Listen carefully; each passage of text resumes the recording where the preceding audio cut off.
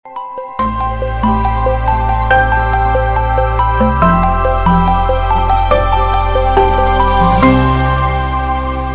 प्रारंभ पर आप सभी का स्वागत है।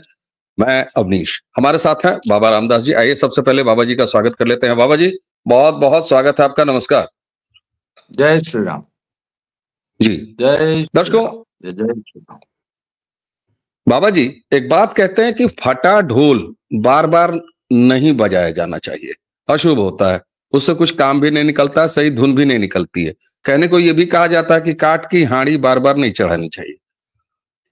जैसा कि पंजाब के किसान, वो तो अब किसान कम और सड़कों पर बैठने वाले ज्यादा पाए जा रहे हैं और ऐसी ही उनकी इमेज बन गई है। उनको रोक के रखा है हरियाणा। यहां पर अब पश्चिमी उत्तर प्रदेश के कुछ किसान, जो किसान कहे जाने चाहिए कि नहीं कहे जाने चाहिए, ये तो आप निर्धारित करेंगे। दर्शक तो कहते हैं कि उन्हें किसान मत कहिए, क्योंकि किसान तो अपने खेतों में रहता है। अब उन्हें चुल्ल मची साहब, उनकी कुछ डिमांड्स थी नोएडा अथॉरिटी से, और वो नोएडा, ग्रेटर नोएडा अथॉरिटी के सामने अपनी डिमांड्स मनवाने के लिए बैठे हुए थे। काफी दिनों से बैठे हुए हैं। हालांकि मांगे भी गजब गजब की हैं। अब किसानों की मांगे सरकारी नौकरी भी लेना होता है, अब ये भी ये देश देख रहा है। उसके बाद उन्हें अचानक प्रेरणा मिली कि हमें साहब दिल्ली कूच करना चाहिए, बिल्कुल, और ट्रैक्टर और ट्रालियों के साथ कूच करना चाहिए, उसी शामियाने के साथ कूच करना चाहिए, सारे राशन पानी बांध के कूच करना चाहिए, जैसे उनके पंजाब वाले कर रहे हैं, जिनको हरियाणा बॉर्डर पर रोक के रखा है। चल दिए साहब। और अब दलित प्रेरणा स्थल पर जाकर वो 7 दिन के लिए वहां उन्होंने पहला अपना आराम बनाने का काम कर लिया है। इधर योगी जी बिल्कुल एडमिट है कि दिल्ली हम तुम्हें जाने नहीं देंगे। क्या दिल्ली और उत्तर प्रदेश का बॉर्डर एक दूसरा सिंधु बॉर्डर बनने जा रहा है? क्योंकि योगी जी जाने देंगे नहीं। और इनको ये बार बार चुल्ल क्यों मचती है, ये टाइमिंग क्या कहलाती है? क्योंकि जैसे इन्होंने कहा कि मार्च हम करेंगे, वैसे उधर सिंधु से आवाज आई कि हम भी दिल्ली निकलेंगे। तो ये एक बार फिर फटाढोल को कसने की क्या तैयारी है बाबा जी? हमारी अमरीश भाई, हमारी जो इंडियन सोसाइटी है ना, हमारा समाज, उसने कुछ होली काउज पाल रखे हैं, कुछ पवित्र गायें, कुछ ऐसी कम्युनिटीज हैं जिनको होली काउ का दर्जा दे दिया गया है। और वो समाज में कितनी ही गंदगी फैलाए, पर चूंकि वो होली काउ डिक्लेयर्ड है, उनको बाकायदा अधिसूचना जारी करके होली काउ डिक्लेयर किया गया है हमारे समाज द्वारा, तो अब उनकी आलोचना कैसे की जा सकती है? तो ऐसी कुछ होली काउज हैं। बेचारा किसान, बेचारा गरीब, बेचारी अबला नारी, बेचारा छात्र, तो ये होली काउज है हमारे समाज की कुछ। फौजी, बेचारी फौज, तो सर ये होली काउज जो है ना, इनको, ये हमारे समाज में कुछ ऐसे वर्ग पैदा किए गए हैं, कुछ अपने वेस्टेड इंटरेस्ट के लिए, जिनके कंधे पे रख के बंदूक चलाई जाती है और ब्लैकमेलिंग का धंधा चलता है। और ये सबसे बड़े विक्टिम कार्ड्स हैं हमारे समाज के। तो सर ऐसा ही एक विक्टिम कार्ड है जिसको कहते हैं बेचारा किसान, अन्नदाता है। तो अन्नदाता जो हैं उनको सब, एक तो सबसे, मैं इनको सबसे बड़ी बात कहता हूं कि तुम देश के सबसे कीमती, इस दुनिया के सबसे कीमती संसाधन पे तुम्हारा कब्जा है, बिना मेरिट के। सबसे पहले कब्जा किसके है? बिना मेरिट के। वो पुश्तैनी, पीढ़ी दर पीढ़ी, पुश्त दर पुश्त तुम्हारे बाप से तुमको ट्रांसफर हुआ, तुमसे तुम्हारे बेटे को ट्रांसफर होगा, जिसके लिए तुमने कोई मेरिट पे कुछ हासिल नहीं किया है। पहला, मेरा पहला पॉइंट।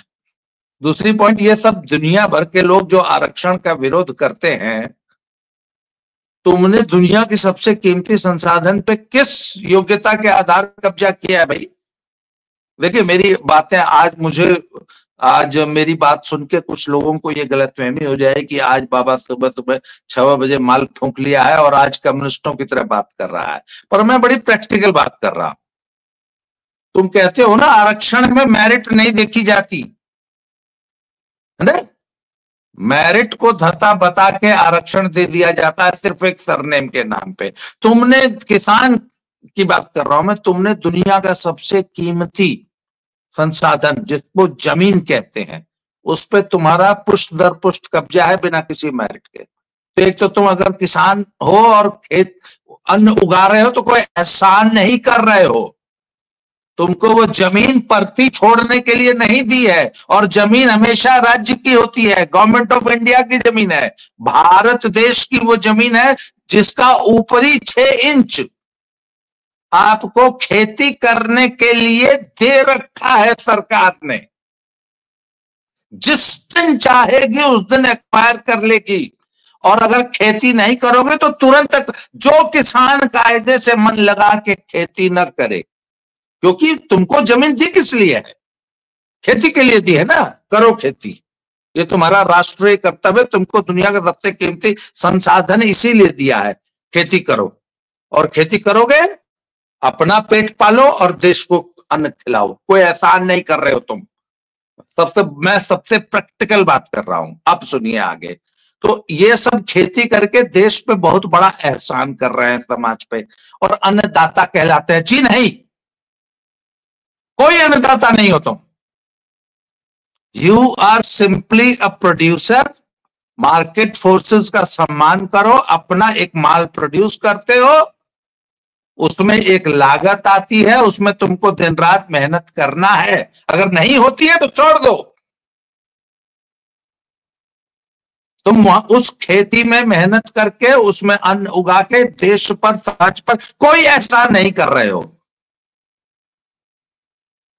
पहला मेरा पॉइंट। खैर छोड़िए, अब आ जाते हैं जरा, ये तो था कड़वी सच्चाई वाली बात। अब मैं थोड़ा सा पॉलिटिकल, हाँ जी बोलिए।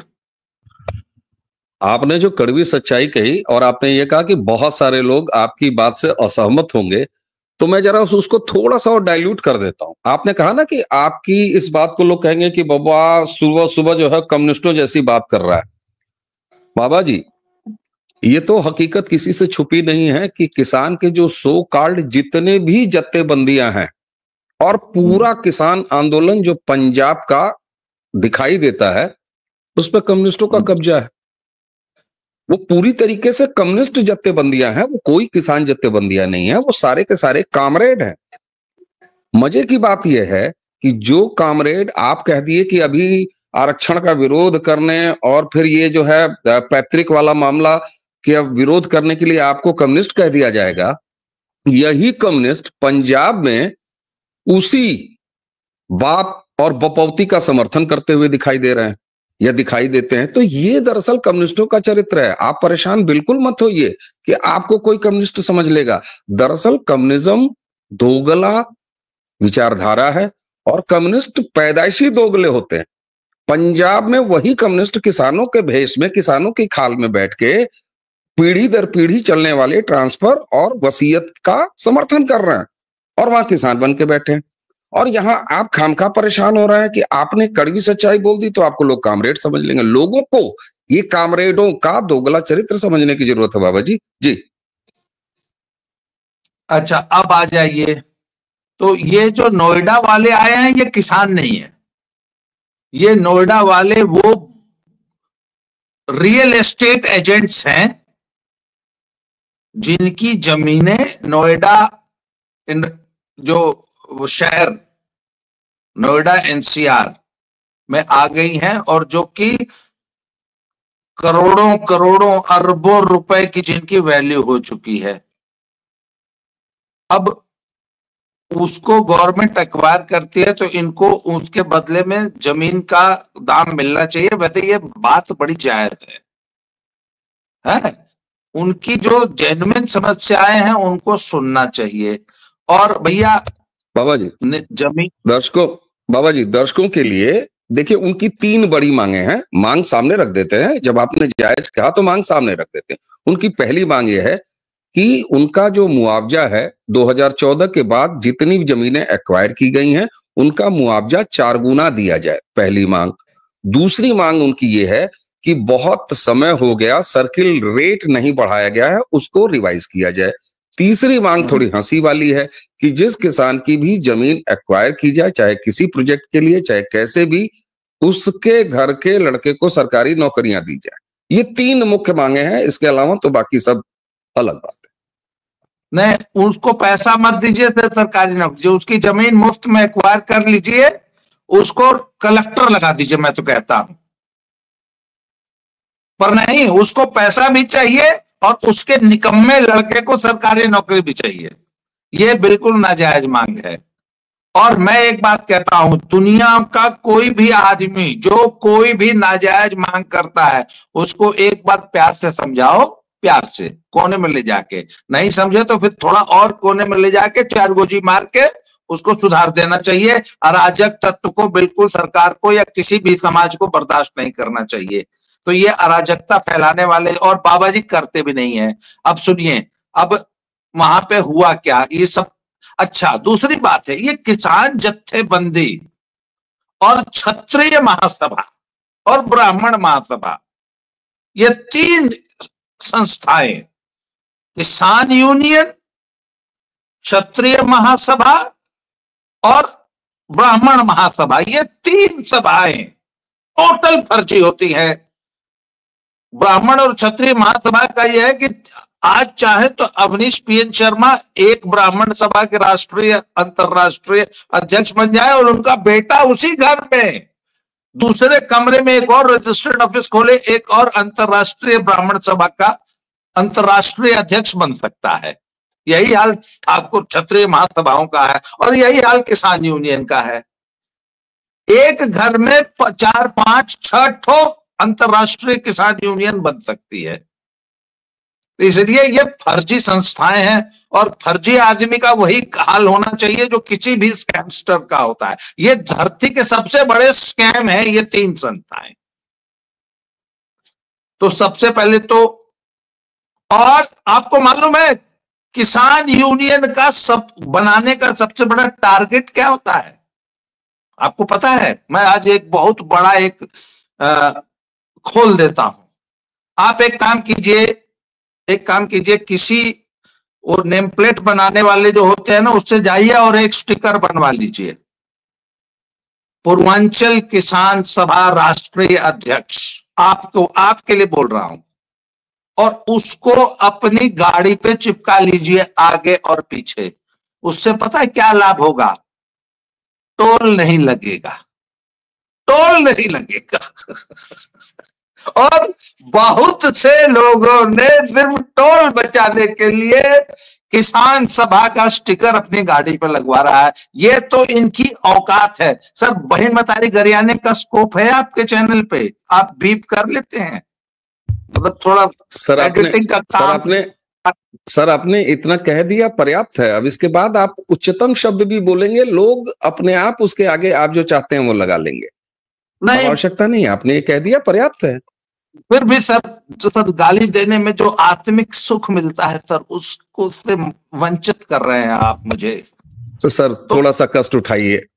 किसान यूनियन अगर कहीं लौट जाए, इसका मतलब डैश वाले ने सिर्फ टोल बचाने के लिए यूनियन। और मैं तो आपको सलाह दूंगा कि आप एक किसान यूनियन बना लीजिए, आप ही तत्काल प्रभाव से। तो ये तो है इन किसान यूनियंस की औकात।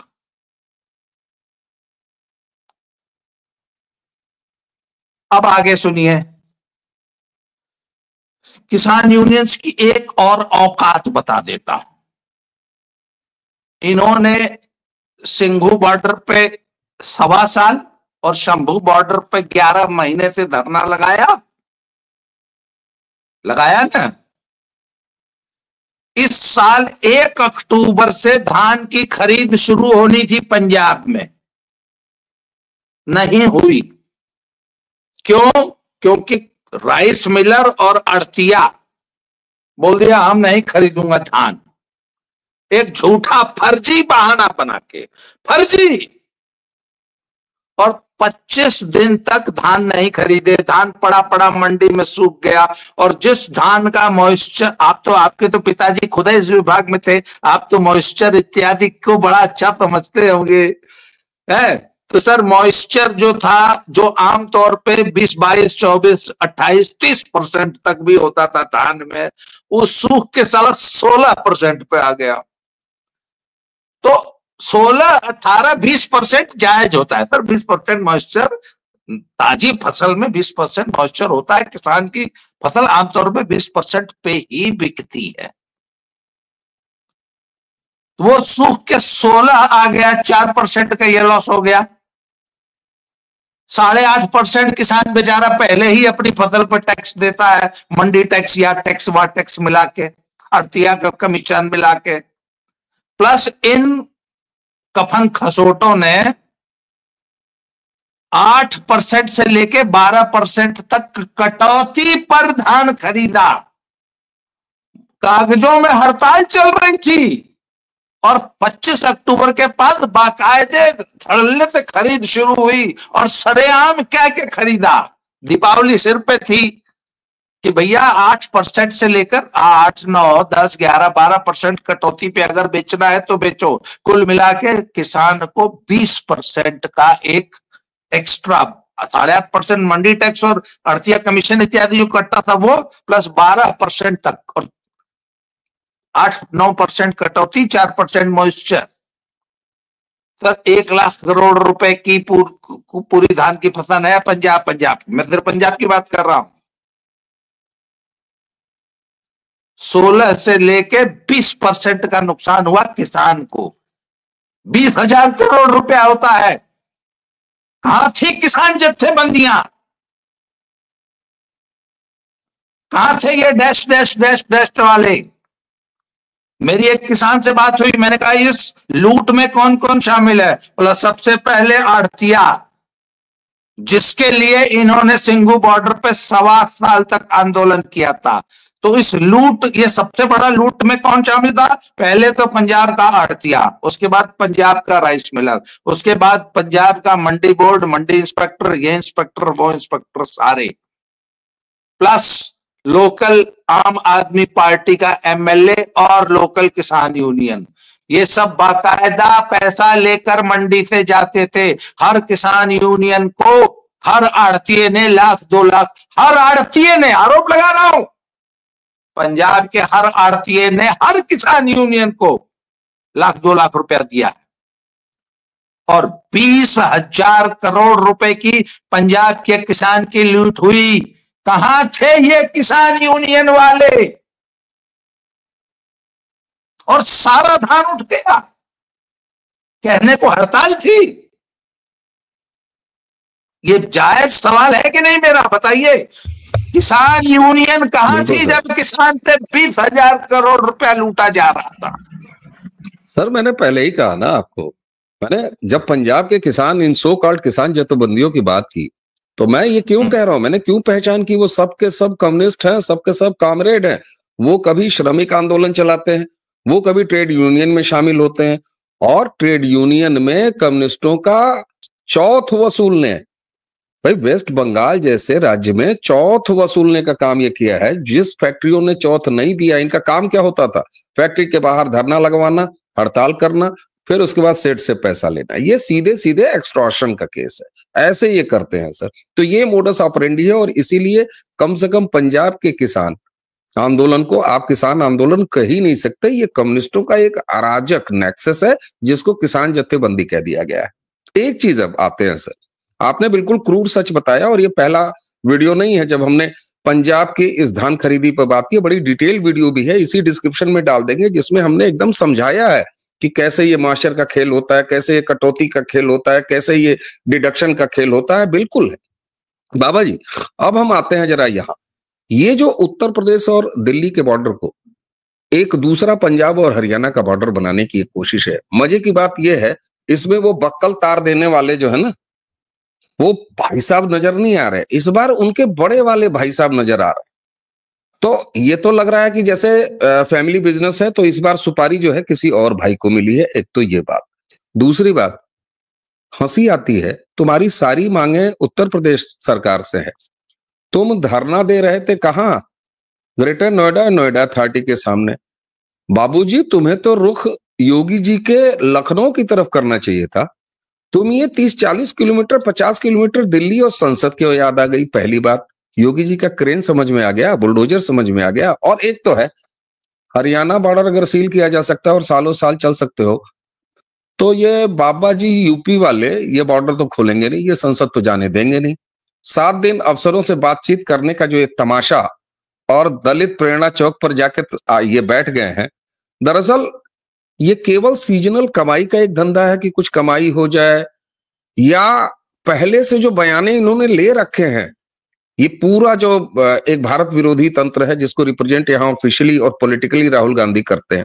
तो ये समय समय पर क्या इनको जैसे होता ना कि ब्याज सूद पर पैसा दिया हुआ सेठ जो कहता है ओए पैसा ले रखा है, ये ईंट भट्टों में बहुत चलता है।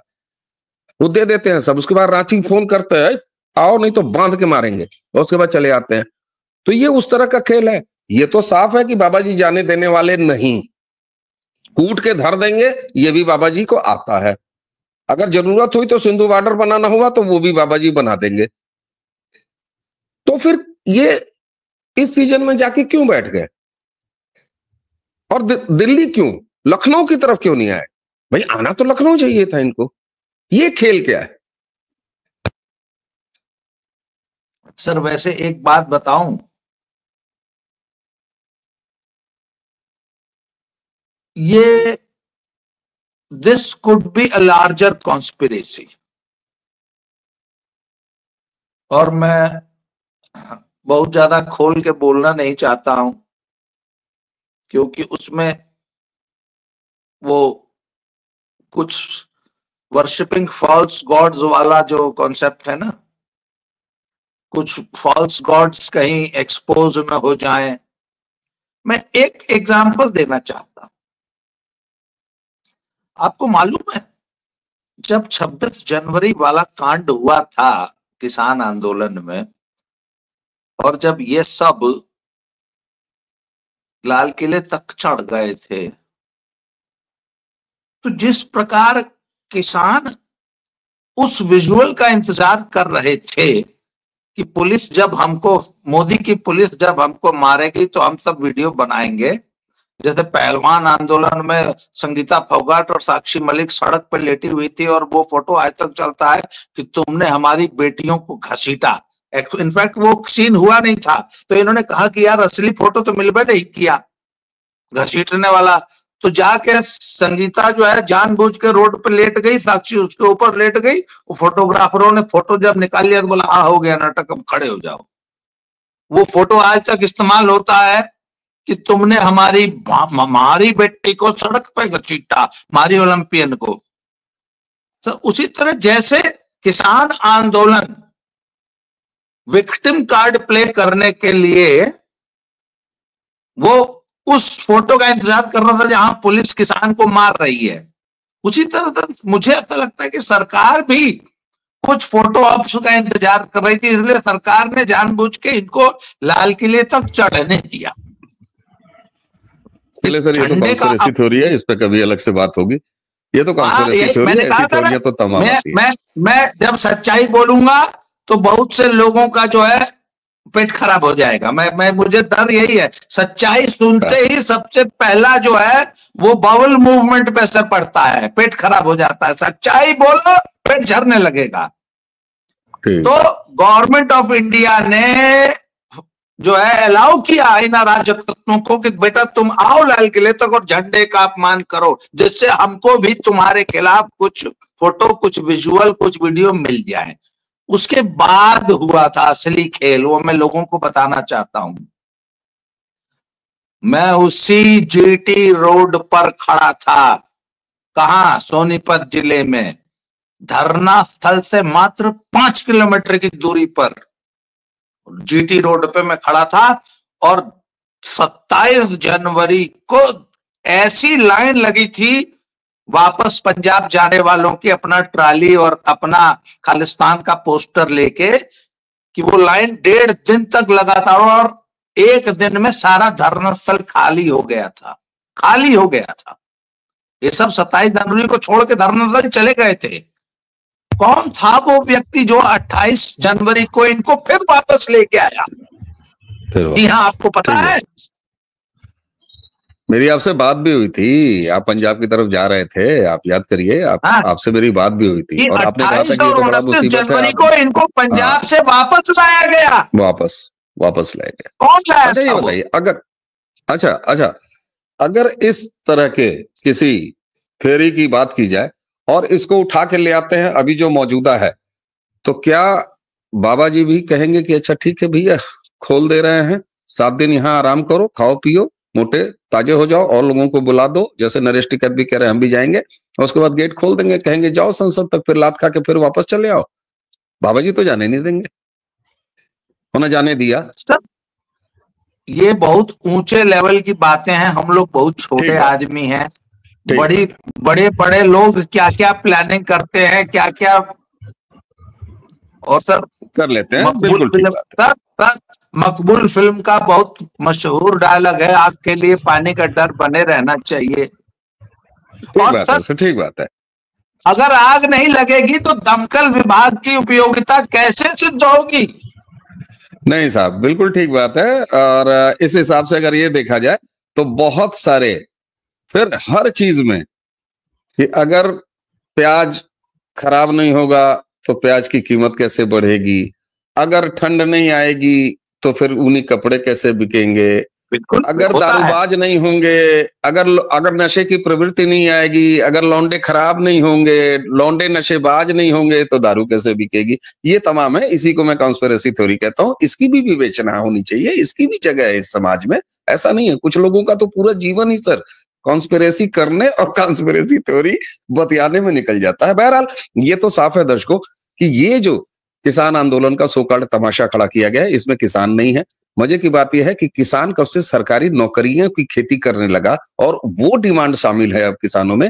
बाबा जी की असली बात, 100 बात की एक बात, जिन्होंने ये कलई खोल दी कि ये दरअसल कौन लोग हैं, ये हैं वो बड़े बिल्डरों के साथी जिनकी अपनी जमीनें चली गई हैं, करोड़ों की हो गई हैं, इसीलिए ये सर्किल रेट बढ़वाना चाहते हैं। ठीक है, वो जेन्युइन डिमांड है, हम भी उसका समर्थन करेंगे।